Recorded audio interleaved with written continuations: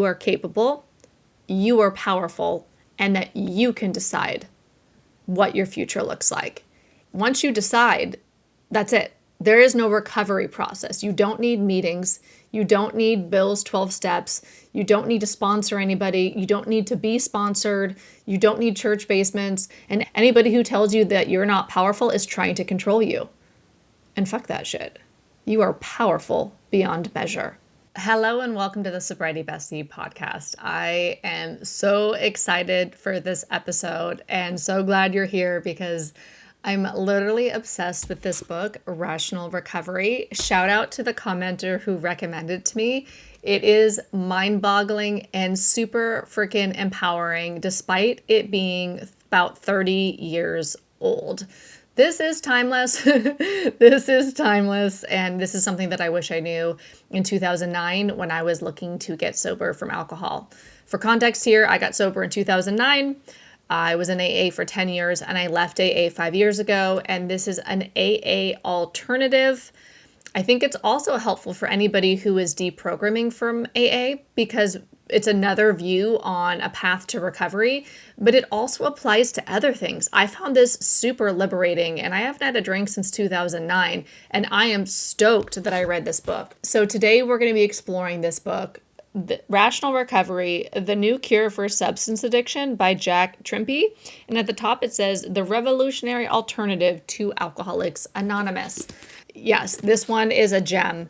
Whether you are looking to get sober, stay sober, or deconstruct from AA ideology, you are in for a treat, my friend. That's how I'm feeling. It's morning up in here and I'm having a coffee, which is my favorite way to make these videos for you. What I really gathered from this book is most of what we've been believing about addiction is flat wrong. I'm honestly really bummed that I hadn't even heard about this until 15 years into my sobriety, or next month will be 16 years into my sobriety. That I wish this was mainstream. That's part of my drive on this channel is I just wish this information was mainstream so that people can have a choice. Team freedom means we get to choose. So I just wish that it was that all of the ways were popular or known about, or that the propaganda wasn't just really for AA, it was for all the ways, so that we don't think AA is the way, we think AA is a way for some. And when we look at the stats here too in Rational Recovery, it's ridiculous how many ways to get sober or abstain from alcohol, or even if we do Sinclair method because we're going to reduce harm in our drinking, that they have such higher rates and better stats. Y'all know I love my stats, right? So if you don't know, my background is in statistics. That's what I went to grad school for. That was the work that I did before I changed careers in early sobriety to life coaching, and that before I changed careers in early sobriety to coaching and course creation and YouTubing and all the things.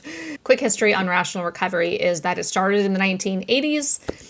And in the 1990s, they started having Rational Recovery meetings. Now there are no meetings at all. It is fully self-directed. The entire idea of meetings is something we can deconstruct from in our minds, and a lot of our minds, especially if you're an AA deconstructor. Let me know, give a shout out in the comments if you've deconstructed from AA, how long have you been out? Let's talk about it. I've been out 5 years and 4 months now. Not that we need to count anything. It's so funny, like the idea that we even need to count our sobriety date or that means something about us. There's a big difference between 3 months sober and like 10 years sober.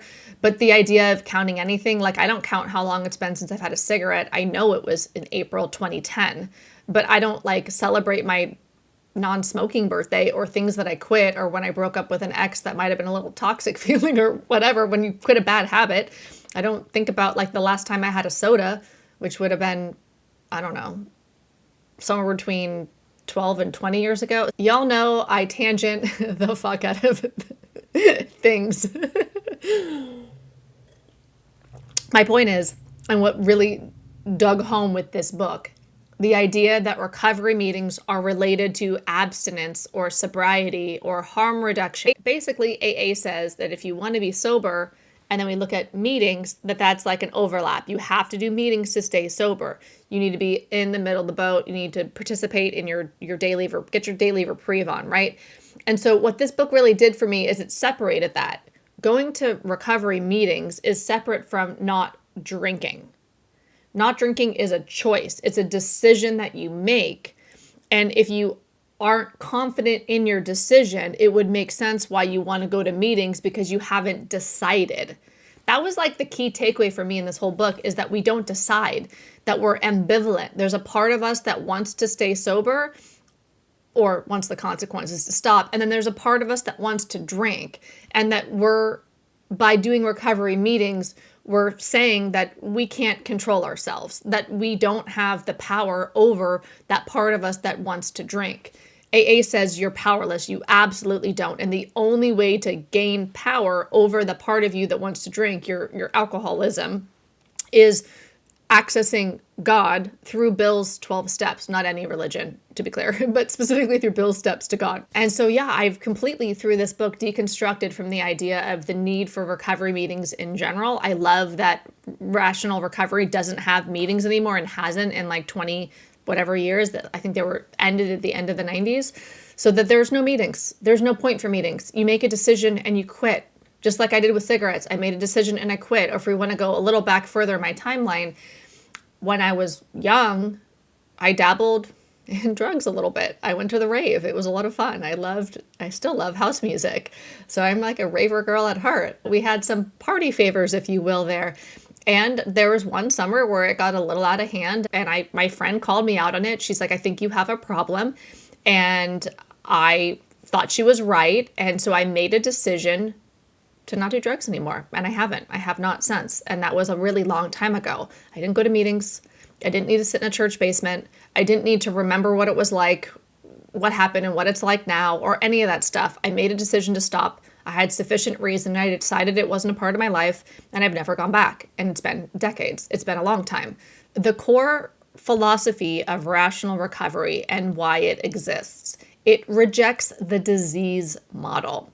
It says that the idea of an inherited, incurable, progressive disease is false and harmful. I fully agree with that now.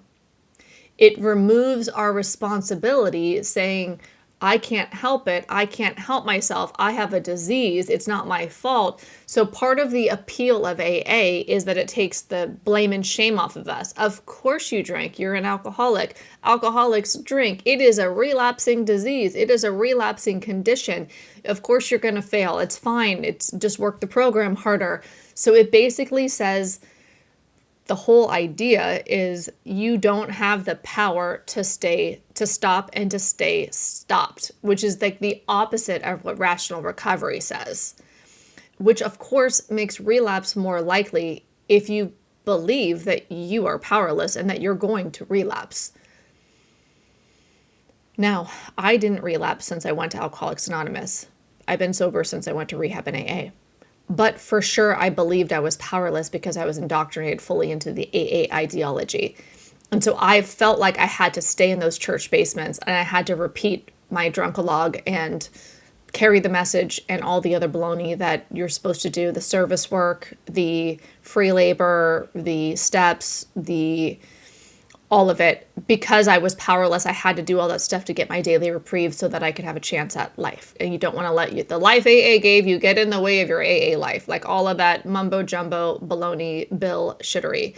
Even though I didn't drink again, I did believe that I could or would if I didn't actively participate in AA like they told me. Jack, the author of the book, his experience with AA was he went to about 30 meetings. He was clear it was a religion, like most of us are when we get there. I knew it was a cult religion when I got there, but they told me it's spiritual, not religious. That's gaslighting, and that it's not a cult. We're not a cult, but we need brainwashing. My brain needs washing. So Jack was clear on what the deal was when he got there. He went about 30 meetings. He found it clearly religious. Society itself has built a culture around addiction where the forever recovery model is pretty much normal, at least the way that I see it and when I think about it and what's usually repeated in Hollywood or in general. People are always talking about how being in recovery is forever. So there's this idea that we always need to do something so that we can just be abstinent, that we can't just be abstinent on our own. So it's very undermining to our our whole life, really, if you really look at it, it shatters our self-esteem. It tells us that we can't control ourselves. It creates a victim mentality. The alcoholic label creates, it's like a victim mentality where we're not responsible for our choices, that we are powerless, that it's inevitable that it's going to happen. He breaks down a science and a reality check for alcohol addiction. 40 to 70% of people recover with no treatment at all. It's called natural recovery or spontaneous recovery. Rational recovery outcomes in the 1990s, when they were doing meetings and tracking it, 74% of the people were abstinent after attending the meetings. So that means only 1 in 4 people drink again. Where we know in AA, it's 19 out of 20 drink again because it has a 5% success rate. Some people say it's 5% for men and 3% for women, AA success rate. Here we're having a 75% success rate when they had these people going to rational recovery meetings in the 90s. And 1 year later, 68% of the people who did rational recovery remained abstinent. So now the way that I think about this, let me know what you think in the comments, because I think this is so freaking exciting.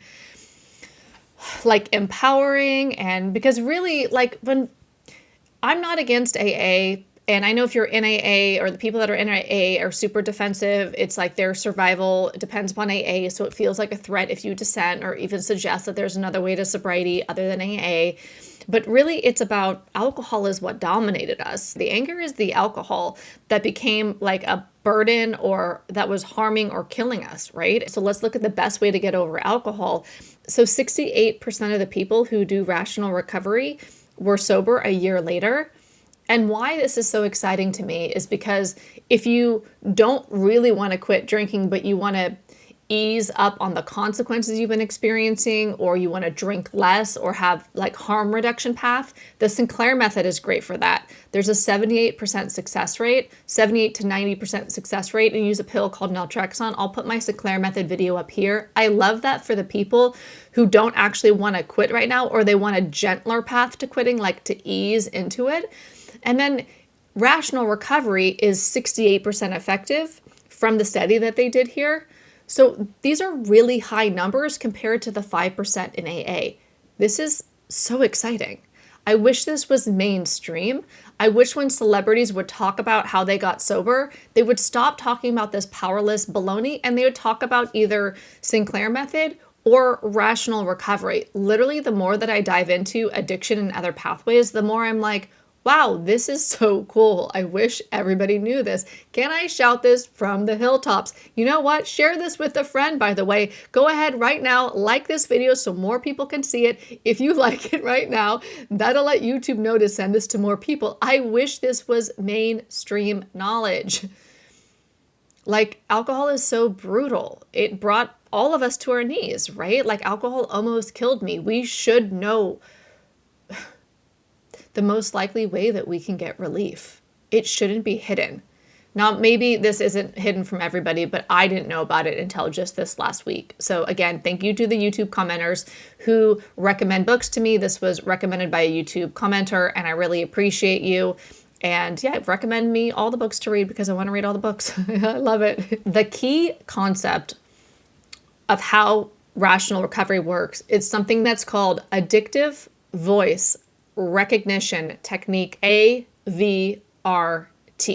But we can just talk about addictive voice for now.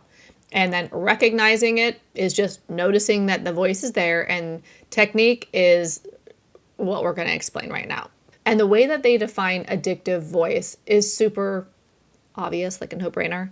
It's any thought, feeling, emotion, mood, image in your mind, memory, anything that supports drinking or drugs. In rational recovery, Jack has named it the beast because it is more primitive. It is an older, if you will, part of our brain.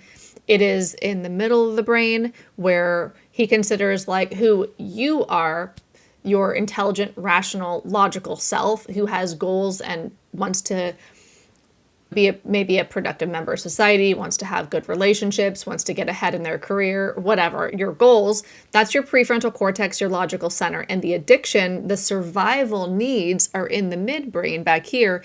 And that's where our drive is to eat food, to drink water, to breathe air, to mate, and to drink alcohol, because alcohol becomes, for people who have alcohol use disorder, it becomes like a primitive drive, a desire in a deeper part of our brain where we feel like our survival depends upon it.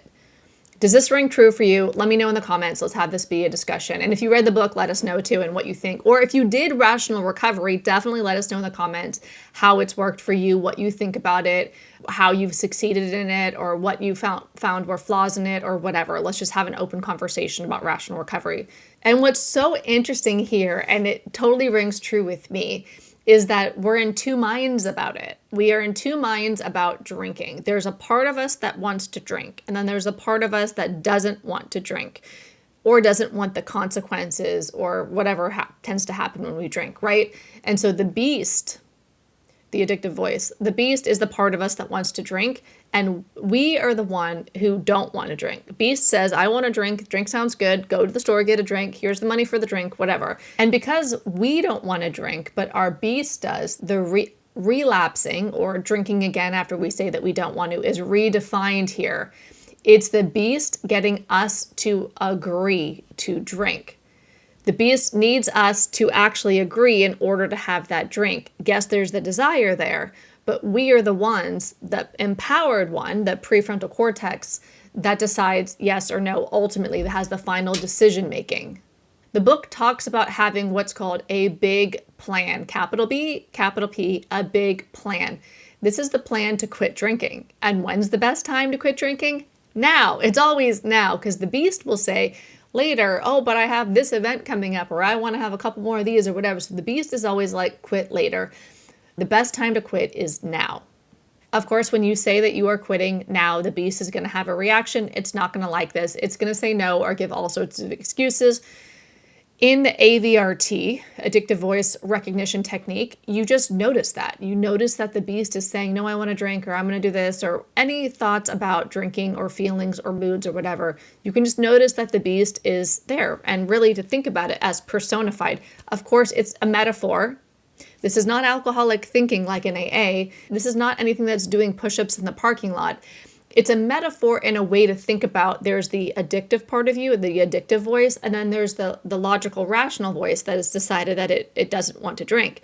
And so it's looking at those in a way that can be more skillful, you can be more skilled at it, so that you can stay abstained, that you decide to abstain from alcohol and stay abstained from alcohol. Once you decide, that's it. There is no recovery process. You don't need meetings.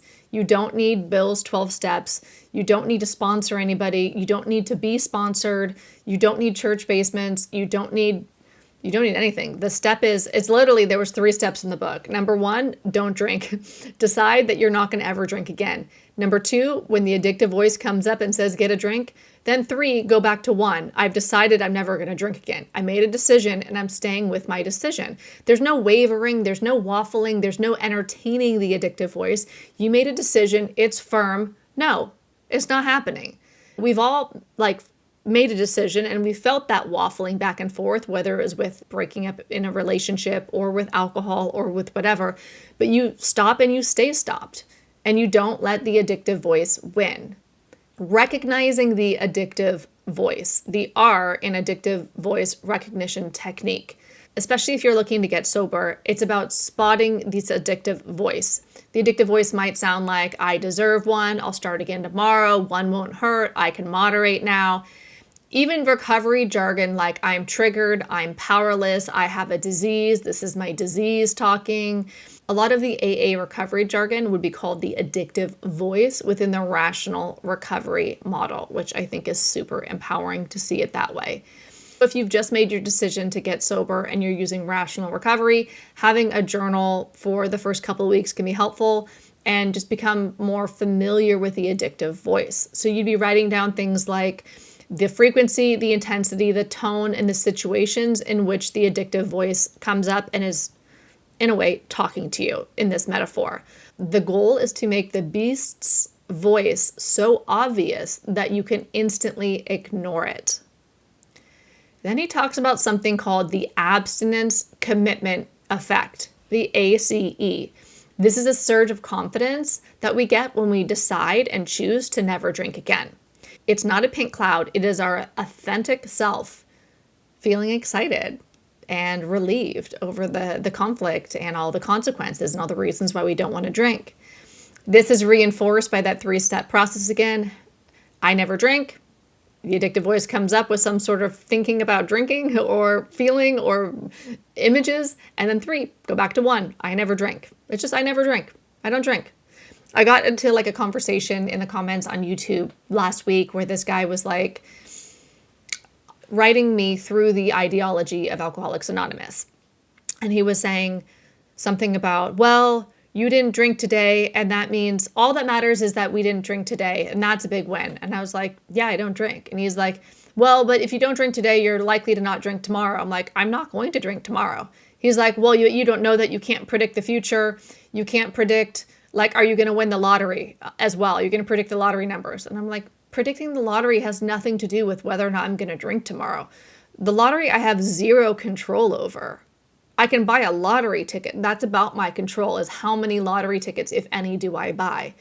Whether or not I drink tomorrow, I'm not drinking tomorrow. And this was last week, so no, I didn't drink that tomorrow we were talking about, and I didn't drink all the tomorrows after that until today, and I'm not going to drink tomorrow either. And I can confidently say that because I made a decision. I don't drink. I made the decision in 2009 before I ever went to rehab or AA. It's making a decision I'm not drinking.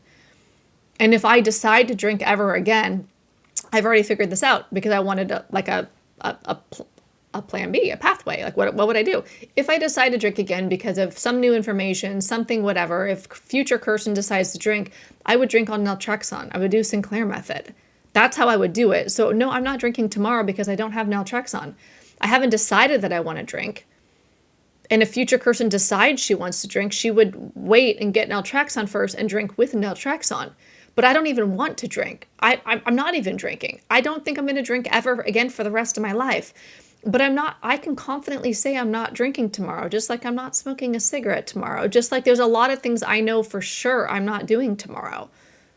Now, there are things that we don't know in life, right? Like I don't know if a loved one is going to die today and I'll be grieving tomorrow. So there's things that we don't know. We can't predict the future. But we can make a decision about who we are and what we want for ourselves and move forward on that path. And so the idea of powerlessness in AA means that you don't know if you're going to drink tomorrow. You don't have that power. It undermines our power. But in rational recovery, it's like, no, I made a decision. And if there are addictive thoughts come, the addictive voice comes, then my empowered self can say, not today, addictive voice, or no, it's not happening. And it's a no. So I really love how empowering this method is.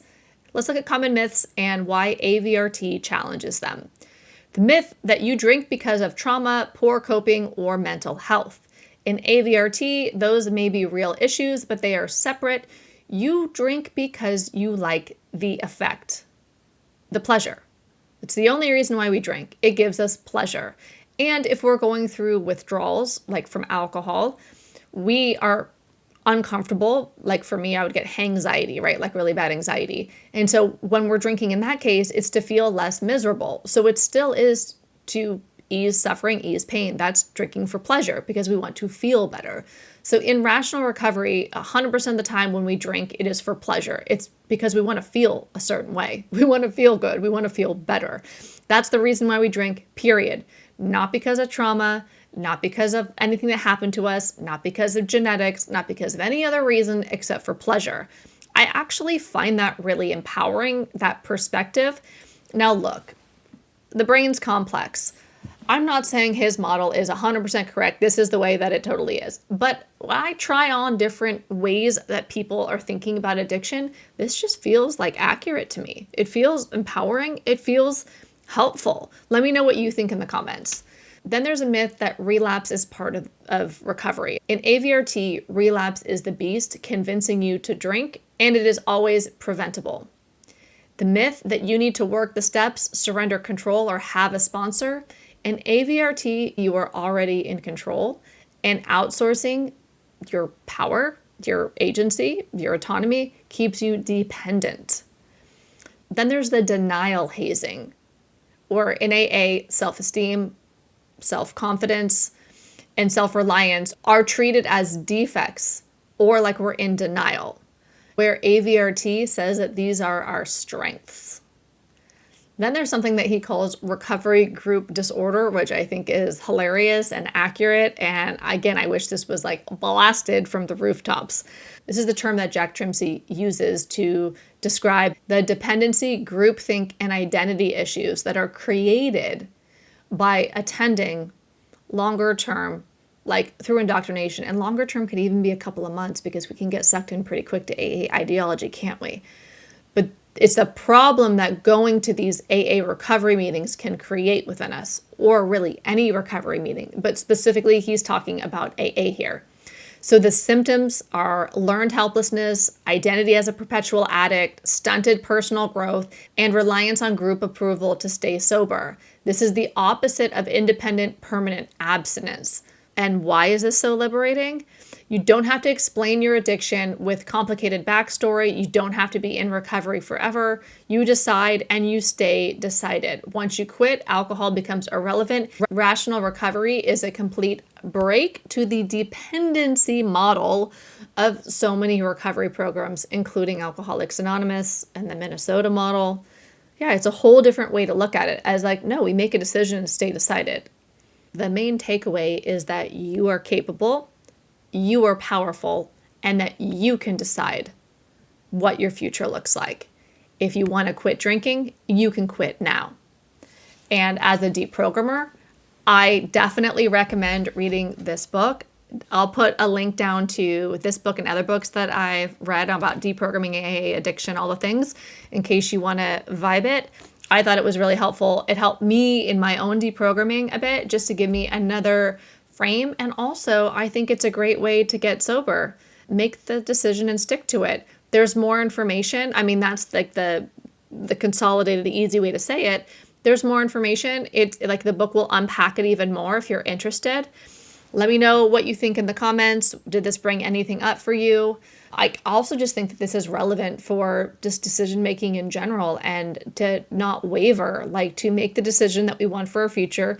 And then when the emotions come up or a primitive part of our brain or survival instinct like pops up, to be the one in charge and to move the fuck forward with our life in the direction that we choose, because we are powerful. And anybody who tells you that you're not powerful, this is literally my opinion, anybody who tells you that you're not powerful is trying to control you. And fuck that shit. You are powerful beyond measure. That's what I believe. What do you believe? What is true for you? This is about your own critical thinking and self-trust. Yeah, this is super team free to me up in here on this episode specifically. If you would like some besties to deprogram with, I have a deprogramming community. It is all inside the Deprogram Lounge. We have a book club, we have Zooms, we have resources to deconstruct AA ideology like the Escape Kit. So you are invited to the Deprogram Lounge. It is free. I will link it below.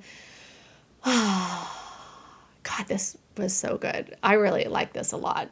You can obviously see my enthusiasm. If you do end up reading the book, come back to this video and leave your thoughts. Share it with me. I want to know what comes up for you. This is just a conversation starter. I'm just one voice here, and I can't wait to hear yours in the comments. All right, take care. I'll see you in the next video. Bye.